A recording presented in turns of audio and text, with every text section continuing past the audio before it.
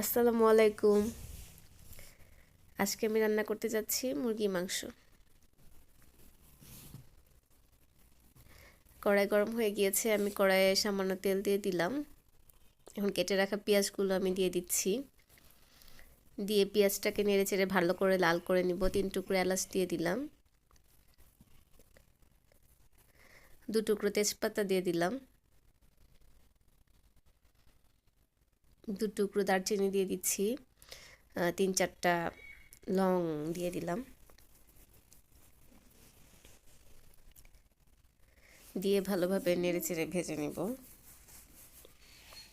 1.5 চা চামচের মতো লবণ দিয়ে দিয়েছি। আপনারা আপনাদের স্বাদ মতো এবং পরিমাণ মতো লবণ দিয়ে দিবেন। 1 চা চামচ জিরা বাটা,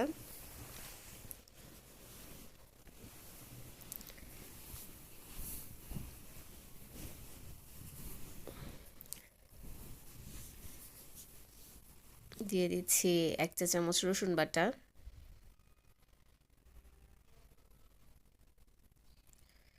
দিয়ে দিব 1 চা চামচ আদা বাটা,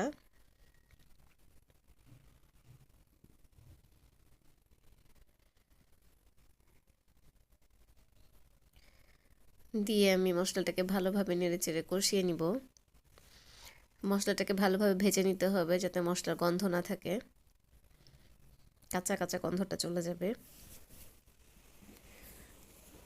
সামান্য একটু পানি দিয়ে দিলাম। পানি দিয়ে ভালোভাবে মশলাটা কষিয়ে নিব যাতে মশলা থেকে তেল বের হয়ে আসে। দিয়ে দিচ্ছি 1 চা চামচের একটু কম হলুদ,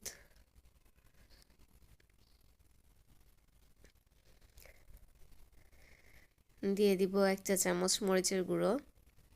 মরিচের গুঁড়োটা একটু বেশি দিবেন হলুদের থেকে, এতে করে তরকারি কালারটা ভালো আসবে।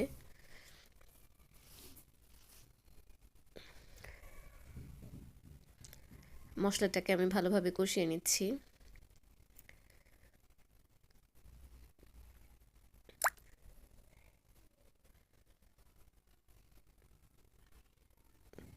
এবার আমি কেটে রাখা মাংসগুলো দিয়ে দিচ্ছি।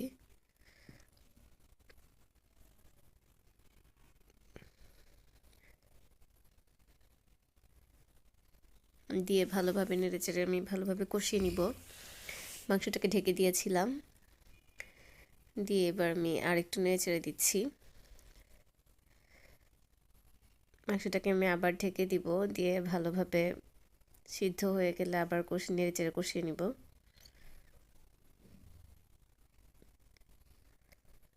মাংসটাকে ভালোভাবে কষাতে হবে, মাংস যত কষানো যাবে মাংসের টেস্ট তত ভালো হবে। মাংসতে তেল ছেড়ে দিয়েছে, এবার আমি কেটে রাখা আলুগুলো দিয়ে দিলাম। আলু দিয়ে আর একটু ভালোভাবে কষিয়ে নিব। আমার মাংস এতে করেই অর্ধেক সিদ্ধ হয়ে যাবে। অন্য চুলায় আমি গরম পানি বসিয়ে রেখেছিলাম, পানিটা ফুটিয়ে নিলে ভালো হয়, এতে করে মাংসের টেস্টও ভালো হয় এবং মাংস রান্নাও তাড়াতাড়ি হয়ে যায়। আমি পানি দিয়ে দিচ্ছি, খুব বেশি পানি দিব না, যতটুকু পরিমাণ প্রয়োজন মনে করেন দিয়ে দিবেন।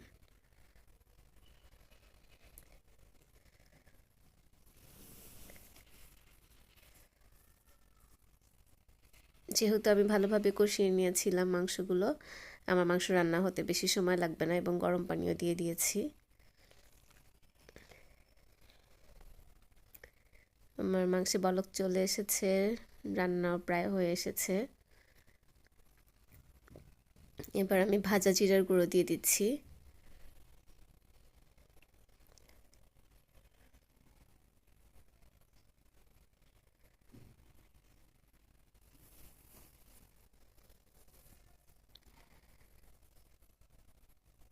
আমার মাংস রান্না প্রায় শেষের দিকে।